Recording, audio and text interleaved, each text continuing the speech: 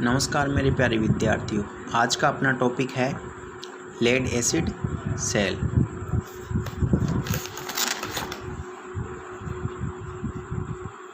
इसे सीसा तेजाब सेल भी कहते हैं और भंडारण सेल भी कहते हैं। ये द्वितीयक प्रकार के सेल होते हैं। इन सेलों को पहले वैद्युतिक ऊर्जा देकर रासायनिक ऊर्जा के रूप में एकत्रित किया जाता है और फिर रासायनिक प्रक्रियाओं के द्वारा विद्युत वाहक बल उत्पन्न किया जाता है। और वर्तमान में आजकल इन्हीं सेलों का अधिकतर उपयोग किया जा रहा है और ये सेल कठोर रबर तथा बिटुमिनस कंपाउंड पदार्थ के बने होते हैं। बात करें लेड एसिड सेल की संरचना की, तो इसमें एक कठोर रबड़ का पात्र होता है और इसी के साथ ये रेस्ट बने हुए होते हैं जिन्हें गुटके कहते हैं और ये प्लेटों के आधार का कार्य करते हैं और प्लेटों को तली में टिकने से बचाते हैं ताकि अशुद्धियाँ तली में इकट्ठी होकर प्लेटों को शॉर्ट सर्किट नहीं कर सकें। और कंटेनर के अंदर प्लेटों का संयोजन कर दिया जाता है। ये जो प्लेटें होती हैं ये विषम संख्या में होती है, जैसे 11, 13, 15, 17, 19, 21 इस प्रकार से। इनमें से सम संख्या में ऋण प्लेटें होती है और विषम संख्या के अंदर धन प्लेटें होती है और प्लेटों को इस प्रकार से सेट किया जाता है ताकि धन प्लेट दोनों ओर से कार्य कर सकें। सेल में इलेक्ट्रोलाइट के रूप में H2SO4 प्रयोग किया जाता है, जिसे तनुगंधक का अम्ल भी कहते हैं और सल्फ्यूरिक एसिड भी कहते हैं। प्लेटों के बीच में सेपरेटर प्रयोग किए जाते हैं जो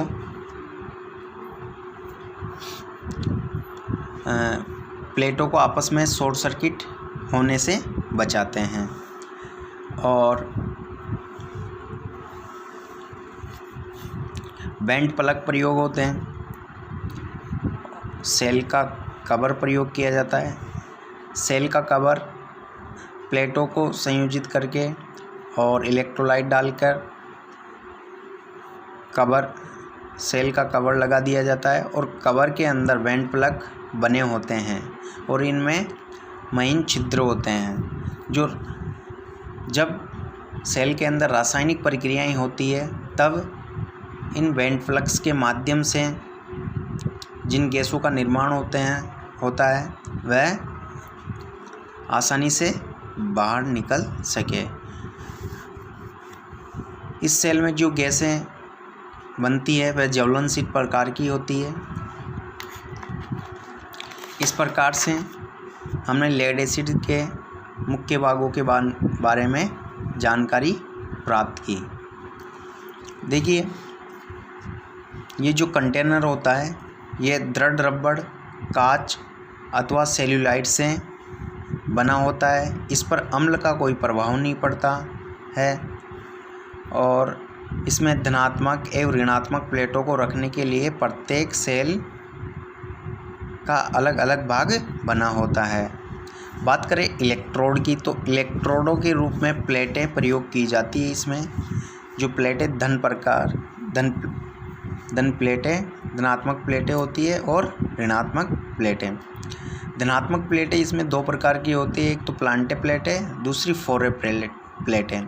तो बात करें प्लांटे प्लेटें की, तो प्लांटे प्लेटें में क्या होता है, इनको आवेशन तथा निरावेशन क्रिया के पुनरावृत्ति से निर्मित किया जाता है। प्रारंभ में इन्हें शुद्ध लेड से बनाया जाता है जो आवेशन के पश्चात लेड पर ऑक्साइड में परिवर्तित हो जाती है। और धनात्मक प्लेटों की दूसरे प्रकार की बात करें फॉरवर्ड प्लेटों की, तो ये शीशे की आयताकार ग्रिड से बनाई जाती है, जिसमें सक्रिय पदार्थ अर्थात लेड पर ऑक्साइड लेई के रूप में भर दिया जाता है। बात करें ऋणात्मक प्लेटों की, तो ये शीशे की आयताकार ग्रिड से बनाई जाती है, जिनका सक्रिय पदार्थ अर्थात स्पंजी लेड होता है, जो एक लेई के रूप में होता है।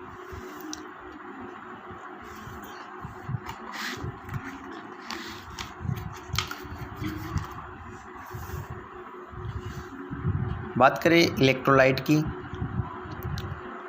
तो लेड एसिड सेल में जो इलेक्ट्रोलाइट प्रयोग किया जाता है वह H2SO4 में शुद्ध जल मिलाकर इलेक्ट्रोलाइट तैयार किया जाता है।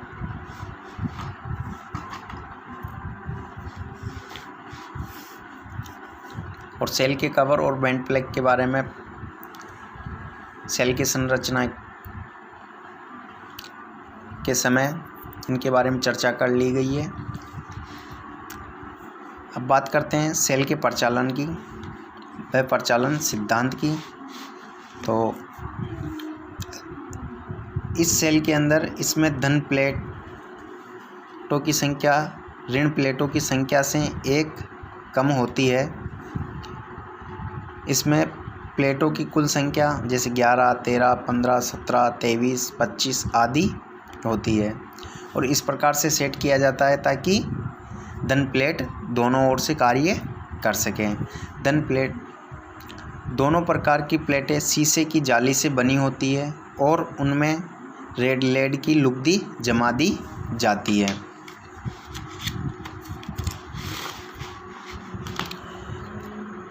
सेल में तन्नुगंधक का अम्ल H2SO4, सल्फ्यूरिक एसिड इलेक्ट्रोलाइट के रूप में प्रयोग किया जाता है। प्रारंभ में लेड एसिड की दोनों प्लेटें लेड सल्फेट PbSO4 की होती है, परंतु जब रासायनिक क्रियाओं द्वारा सेल आवेशित होता है तो lead sulphate PbSO4 spongy lead के रूप में धनात्मक प्लेटें बन जाती है और लेड पर ऑक्साइड PbO2 के रूप में धनात्मक प्लेटों का निर्माण होता है। ये क्रिया होती है जब सेल को आवेशित किया जाता है तब। इस सेल में जो रासायनिक क्रियाएं होती है, केमिकल रिएक्शंस, वो 4 बार होती है, जिनमें से एक बार की रासायनिक प्रक्रिया बैटरी निर्माता के द्वारा ही कर दी जाती है। उसके बाद में जो 3 रासायनिक क्रियाएं होती है वह इनको चार्जिंग व डिस्चार्जिंग व रिचार्जिंग के समय होती है। तो देखिए, जो बैटरी निर्माता के द्वारा की जाती है वो क्रिया फॉर्मिंग रासायनिक क्रिया कहलाती है। इस क्रिया में क्या होता है, सेल में जो तन्नुगंधक का अम्ल भरते ही ये क्रिया प्रारंभ हो जाती है। ये कार्य बैटरी विक्रेता के द्वारा ही कर दिया जाता है। प्रारंभ में Pb3O4 दोनों प्लेटें इलेक्ट्रोलाइट H2SO4 से क्रिया करके PbO2 लेड पेरोक्साइड और PbSO4 लेड सल्फेट और H2O का निर्माण करते हैं। ये क्रिया बैटरी के अंदर इलेक्ट्रोलाइट डालते ही प्रारंभ हो जाती है। इसके बाद में चार्जिंग क्रिया के दौरान रासायनिक क्रियाएं होती है। तो देखिए, चार्जिंग क्रिया के दौरान सेल में तन्नुगंधक का अम्ल भरने के 10 से 12 घंटे पश्चात उसे डीसी स्रोत से संयोजित किया जाता है, जिससे वैद्युतिक ऊर्जा को रासायनिक क्रियाओं के रूप में एकत्रित किया जाता है। और जो H2O होता है वो आयंस में विभक्त हो जाता है। दो प्रकार के आयंस में विभक्त हो जाता है, एक तो धनायन और ऋणायन। धनायन के रूप में हाइड्रोजन व ऋणायन के रूप में ऑक्सीजन विभक्त हो जाते हैं। और चार्जिंग के दौरान एनोड व कैथोड पर रासायनिक क्रियाएं प्रारंभ होती है। तो जब सेल को चार्ज नहीं किया जाता उससे पहले दोनों प्लेटें, एनोड व कैथोड की दोनों प्लेटें PbSO4 लेड सल्फेट की बनी होती है। और जब इसको चार्जिंग किया जाता है तो PbSO4 और H2O प्लस SO4 में रासायनिक क्रियाएं होती है, जिससे PbO2 लेड पेरोक्साइड और H2O का निर्माण होता है, यानी धन प्लेटें लेड पेरोक्साइड की बन जाती है। लेड सल्फेट से लेड पेरोक्साइड की बन जाती है। और कैथोड पर PbSO4 लेड सल्फेट हाइड्रोजन के धनायन से क्रिया करके Pb प्लस H2SO4 का निर्माण करते हैं। Pb ऋणात्मक प्लेटें स्पंजी लेड की बन जाती है चार्जिंग के समय।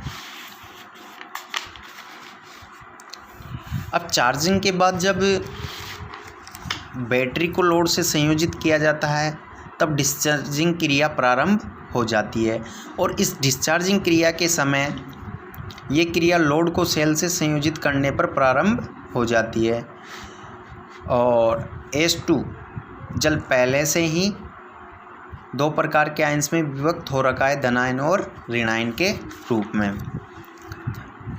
जब लोड लगाया जाता है तो एनोड पर PbO2 लेड पेरोक्साइड और हाइड्रोजन के धनायन व H2SO4 में रासायनिक अभिक्रियाएं होती है। और रासायनिक अभिक्रियाएं होने पर यह PbSO4 लेड सल्फेट और H2O का निर्माण करते हैं, यानी डिस्चार्जिंग के बाद जो धन प्लेट होती है वो वापस लेड सल्फेट की बन जाती है। और कैथोड पर Pb जो स्पंजी लेड की बनी हुई प्लेट है वो, और ऋणायन प्लस H2SO4 तीनों में रासायनिक अभिक्रियाएं संपन्न होती है। और रासायनिक अभिक्रियाएं संपन्न होने के बाद जब बैटरी डिस्चार्ज होती है उस समय PbSO4 की ऋण प्लेट बन जाती है और H2O का निर्माण होता है। इस प्रकार डिस्चार्जिंग क्रिया के बाद धन व ऋण प्लेट दोनों ही लेड सल्फेट की बन जाती है। रासायनिक क्रिया में जल का निर्माण होने के कारण अम्ल पतला हो जाता है, अर्थात अम्ल का आपेक्षिक घनत्व घट जाता है।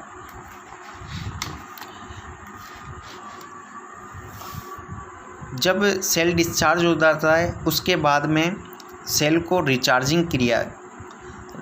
किया जाता है और ये रिचार्ज करने की क्रिया ही रिचार्जिंग क्रिया कहलाती है।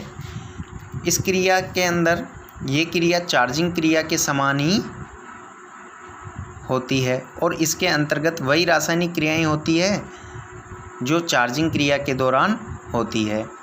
इस क्रिया में गंधक के अम्ल H2SO4 के निर्माण के कारण इलेक्ट्रोलाइट का आपेक्षिक घनत्व का मान बढ़ जाता है।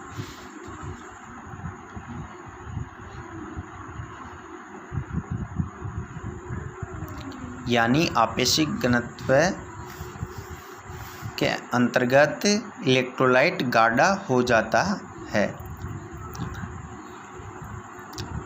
इस प्रकार से हमने लेड एसिड सेल के बारे में जानकारी प्राप्त की और इसकी अन्य जानकारी लेड एसिड पार्ट 2 के अंदर प्राप्त करेंगे। धन्यवाद।